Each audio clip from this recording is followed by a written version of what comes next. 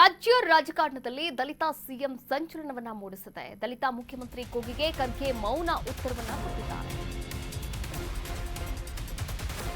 ರಾಜ್ಯ ರಾಜಕಾರಣದಲ್ಲಿ ದಲಿತ ಸಿಎಂ ವಿಚಾರ ಭಾರೀ ಸಂಚಲನವನ್ನ ಮೂಡಿಸಿರುವಂತದ್ದು.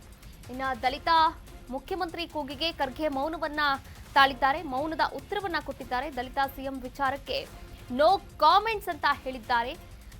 ಎಐಸಿಸಿ ಅಧ್ಯಕ್ಷ ಮಲ್ಲಿಕಾರ್ಜುನ ಖರ್ಗೆ ಯಾವುದೇ ಉತ್ತರವನ್ನ ನೀಡದೆ ತೆರಳಿರುವಂತದ್ದು ಎಐಸಿಸಿ ಅಧ್ಯಕ್ಷ ಮಲ್ಲಿಕಾರ್ಜುನ ಖರ್ಗೆ ಅವರು. ರಾಜ್ಯ ರಾಜಕಾರಣದಲ್ಲಿ ಈಗ ಸಿಎಂ ಬದಲಾವಣೆಯ ಕೂಗು ಕೂಡ ಕೇಳಿ ಬಂದಿರುವಂತದ್ದು. ಅಟ್ ದ ಸೇಮ್ ಟೈಮ್ ನಾವಿಲ್ಲಿ ಗಮನಿಸ್ತಾ ಹೋಗೋದಾದ್ರೆ ದಲಿತ ಸಿಎಂ ಕೂಗು ಕೂಡ ಮತ್ತೆ ಮುನ್ನೆಲೆಗೆ ಬಂದಿರುವಂತದ್ದು. ಮೊನ್ನೆ ಅಷ್ಟೇ ಬೆಳಗಾವಿ ಸಾಹುಕಾರ್ ಸತೀಶ್ ಜಾರಕಿಹೊಳಿ ಅವರು ದೆಹಲಿಗೆ ಪ್ರಯಾಣ ಮಾಡಿದ್ದು ಇದೇ ಕಾರಣಕ್ಕಾಗಿನಾ ಎನ್ನುವಂತಹ ಒಂದಷ್ಟು ಪ್ರಶ್ನೆಗಳು ಕೂಡ ರಾಜ್ಯ ರಾಜಕೀಯದಲ್ಲಿ ಇರುವಂತದ್ದು. ಆದರೆ ಇದೀಗ ದಲಿತ ಸಿಎಂ ವಿಚಾರಕ್ಕೆ ಎಐಸಿಸಿ ಮಲ್ಲಿಕಾರ್ಜುನ ಖರ್ಗೆ ಅವರು, ಎಐಸಿಸಿ ಅಧ್ಯಕ್ಷ ಮಲ್ಲಿಕಾರ್ಜುನ ಖರ್ಗೆ ಅವರು ಯಾವುದೇ ಉತ್ತರವನ್ನ ಕೂಡ ನೀಡಿಲ್ಲ. ನೋ ಕಾಮೆಂಟ್ಸ್ ಅಂತ ಹೇಳ್ತಾ ಹೊರಟಿರುವಂತದ್ದು ನೀವು ಕೂಡ ದೃಶ್ಯಾವಳಿಗಳಲ್ಲಿ ಗಮನಿಸ್ತಾ ಇದ್ರ, ನೋಡ್ಕೊಂಡು ಬರೋಣ. ದಲಿತ ಸಿಎಂ ಕೂಗು ಮತ್ತೆ ಬೇಡಿಕೆ ಕೇಳ್ತಾರೆ. ದಲಿತ ಸಿಎಂ ಕೂಗು ಸರ್, ಸತೀಶ್ ಜಾರಕಿಹೊಳಿ ಭೇಟಿ ಮಾಡಿದ್ರು ಸರ್. ಸೈಡ್ ಸಾಕು ಸರ್. ರಾಜ್ಯದಲ್ಲಿ ದಲಿತ ಸಿಎಂ ಕೂಗು ಮತ್ತೆ ಬೇಡಿಕೆ ಕೇಳ್ತಾರೆ. ದಲಿತ ಸಿಎಂ ಕೂಗು ಸರ್, ಸತೀಶ್ ಜಾರಕಿಹೊಳಿ ಭೇಟಿ ಮಾಡಿದ್ರು ಸರ್. ಸಾಕು. ಇದೇ ದಲಿತ ಸಿಎಂ ಕೂಗು ಮತ್ತೆ ಮುನ್ನೆಲೆಗೆ ಬಂದಿರತಕ್ಕಂತ ವಿಚಾರಕ್ಕೆ ಸಂಬಂಧಪಟ್ಟ ಹಾಗೆ ಸಚಿವ ಪರಮೇಶ್ವರ್ ಪ್ರತಿಕ್ರಿಯೆ ಕೊಟ್ಟಿದ್ದಾರೆ.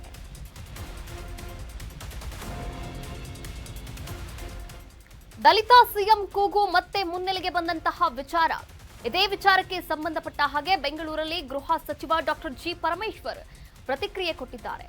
ದಲಿತ ಮುಖ್ಯಮಂತ್ರಿ ಬಗ್ಗೆ ಚರ್ಚೆಯಾಗಲಿ, ಇನ್ನೂ ಹೆಚ್ಚು ಚರ್ಚೆಯಾಗಲಿ ಅಂತ ಪರಮೇಶ್ವರ್ ಅವರು ಈ ಒಂದು ವಿಚಾರವನ್ನ ಸಮರ್ಥನೆ ಮಾಡಿಕೊಂಡಿದ್ದಾರೆ. ನೋಡಿ, ಈ ಚರ್ಚೆಯಲ್ಲಿ ನನಗೇನು ತಪ್ಪು ಕಾಣಿಸ್ತಾ ಇಲ್ಲ, ಆದ್ರೆ ತೀರ್ಮಾನ ಮಾಡೋದು ಹೈಕಮಾಂಡ್ ಅಂತ ಕೂಡ ಹೇಳಿರುವಂತದ್ದು.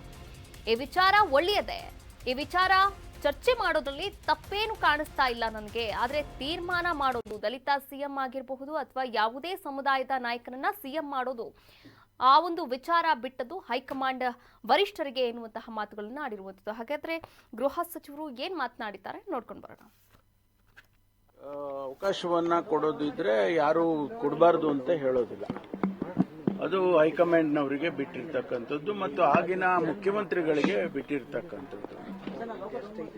ಅದು ಕನ್ವಿನ್ಸ್ ಮಾಡಿ ಮುಖ್ಯಮಂತ್ರಿಗಳಾದವರು ಇಂಥವರು ಹೊಸದಾಗಿ ಆದರೂ ಕೂಡ ಅವರಿಗೆ ಬೇರೆ ಬೇರೆ ರೀತಿಯಲ್ಲಿ ಅನುಭವ ಇದೆ, ಅವರನ್ನ ತಗೊಳ್ಬಹುದು ಅಂದ್ರೆ ಅವ್ರೇನು ಬೇಡ ಅಂತ ಹೇಳಲಿಕ್ಕೂ ಹೋಗೋದಿಲ್ಲ ಅಂತ ಅನ್ಕೊಳ್ತೀನಿ. ಅದರಿಂದ ಅವರ ಬೇಡಿಕೆ ಏನವ್ರು ಕೇಳ್ಕೊಂಡಿದ್ದಾರೆ ಅದು ಸರಿಯಾಗೇ ಇದೆ. ಅವಕಾಶವನ್ನ ಕೊಡೋದಿದ್ರೆ ಯಾರು ಕೊಡಬಾರ್ದು ಅಂತ ಹೇಳೋದಿಲ್ಲ. ಕಾಂಗ್ರೆಸ್ನಲ್ಲಿ ಇರುವಂತಹ ದಲಿತ ಸಿಎಂ ಕೂಗು ವಿಚಾರವಾಗಿ ಬೆಂಗಳೂರಲ್ಲಿ ಮಾಜಿ ಸಚಿವ ಪಿ ರಾಜು ಹೇಳಿಕೆಯನ್ನ ನೀಡಿದ್ದಾರೆ.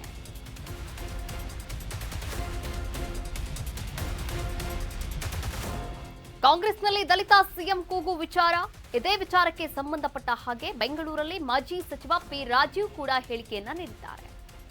ರಾಜ್ಯ ಬಿಜೆಪಿಯ ಪ್ರಧಾನ ಕಾರ್ಯದರ್ಶಿ ಪಿ ರಾಜೀವ್, ದಲಿತ ಪದ ಕಾಂಗ್ರೆಸ್ ಪಕ್ಷದ ವೋಟ್ ಬ್ಯಾಂಕ್ ಆಗಿದೆ.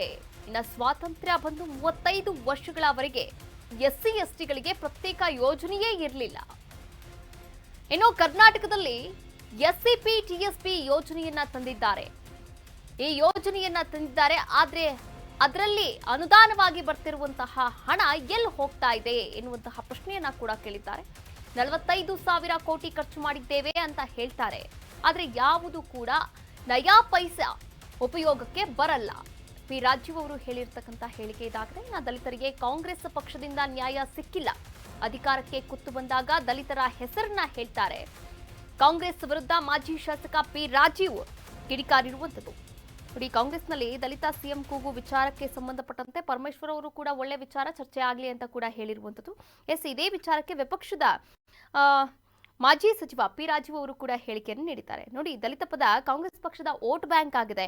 ಸ್ವಾತಂತ್ರ್ಯ ಬಂದು 35 ವರ್ಷಗಳವರೆಗೆ ಎಸ್ಸಿ ಎಸ್ಟಿ ಗಳಿಗೆ ಒಂದು ಪ್ರತ್ಯೇಕವಾದಂತಹ ಯೋಜನೆ ಇರಲಿಲ್ಲ. ಬಟ್ ಎಸ್ಸಿಪಿ ಟಿಎಸ್ಪಿ ಅಂತ ಯೋಜನೆಯನ್ನು ತಂದಿದ್ದಾರೆ, ಆದ್ರೆ ಹಣ ಎಲ್ಲಿ ಹೋಗ್ತಾ ಇದೆ ಎನ್ನುವಂತಹ ಪ್ರಶ್ನೆಯನ್ನ ಕೂಡ ಕೇಳಿರುವಂತದ್ದು ಪಿ ರಾಜೀವ್ ಅವರು. ದಲಿತ ಅನ್ನುವಂತಹ ಪದ ಕಾಂಗ್ರೆಸ್ಸಿನ ವೋಟ್ ಬ್ಯಾಂಕ್ ರಾಜಕಾರಣ. ಡಾಕ್ಟರ್ ಕೆ ನಾರಾಯಣನ್ ಅವರು ಪ್ಲಾನಿಂಗ್ ಕಮಿಷನ್ ಚೇರ್ಮನ್ ಆಗುವವರೆಗೆ ಕಾಂಗ್ರೆಸ್ ಸರ್ಕಾರದಲ್ಲಿ 30-35 ವರ್ಷಗಳವರೆಗೆ, ಸ್ವಾತಂತ್ರ್ಯ ಬಂದು 35 ವರ್ಷಗಳವರೆಗೆ SC STಗೆ ಅಂತ ಹೇಳಿ ಪ್ರತ್ಯೇಕ ಯೋಜನೆಗಳನ್ನೇ ರೂಪಿಸಿರ್ಲಿಲ್ಲ. ಕೆ ನಾರಾಯಣನ್ ಅವರು ಪ್ಲಾನಿಂಗ್ ಕಮಿಷನ್ ಚೇರ್ಮನ್ ಆಗುವವರೆಗೆ SC STಗಳಿಗೆ ಯೋಜನೆಗಳೇ ಇರಲಿಲ್ಲ.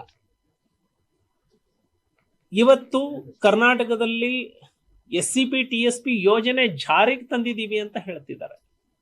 ಉಪಯೋಗ ಏನು, ಔಟ್ಕಮ್ ಏನು? ಭಾಷಣದ ವಸ್ತುವು ಬಿಟ್ರೆ SC STಗಳ ಹಣ ಅತಿ ಹೆಚ್ಚು ದುರುಪಯೋಗ ಆಗ್ತಾ ಇರೋದು ಕರ್ನಾಟಕದಲ್ಲಿ. ಯಾವ ರಾಜ್ಯದಲ್ಲಿ SCP TSP ಯೋಜನೆಗಳು ಇಲ್ಲವೋ ಅಲ್ಲಿ SC ST ಅಭಿವೃದ್ಧಿಗಾಗಿ ವಿಶೇಷ ಯೋಜನೆಗಳು ಇದಾವೆ, ಹೆಚ್ಚು ಹಣ ಖರ್ಚಾಗ್ತಾ ಇದೆ. ಇಲ್ಲಿ ಸರ್ಕಾರಿ ಯೋಜನೆಗಳಿಗೆ SCP TSPಯ ಹಣವನ್ನ ಬಳಸ್ಕೊಂಡು ನಾಳೆ ಬಜೆಟ್ನಲ್ಲಿ ನೀವು ನೋಡುವಾಗ ನಿಮಗೆ SC STಗಳ ಮೂಗಿಗೆ ಯಾವ ರೀತಿ ತುಪ್ಪ ಸವರ್ತಾರೆ ಅಂದ್ರೆ, ನಾವು SCP TSPಯಲ್ಲಿ ಈ ಬಾರಿ 42,000 ಕೋಟಿ ಖರ್ಚು ಮಾಡ್ತಾ ಇದ್ದೀವಿ ಅಂದ್ಬಿಡ್ತಾರೆ. ನೋಡೋರಿಗೇನು ಅನ್ಸುತ್ತೆ, ಅಯ್ಯೋ ಇಷ್ಟೆಲ್ಲ ದುಡ್ಡು SC STಗೆ ಹೋಗ್ತಾ ಇದೆಯಾ ಅಂತ.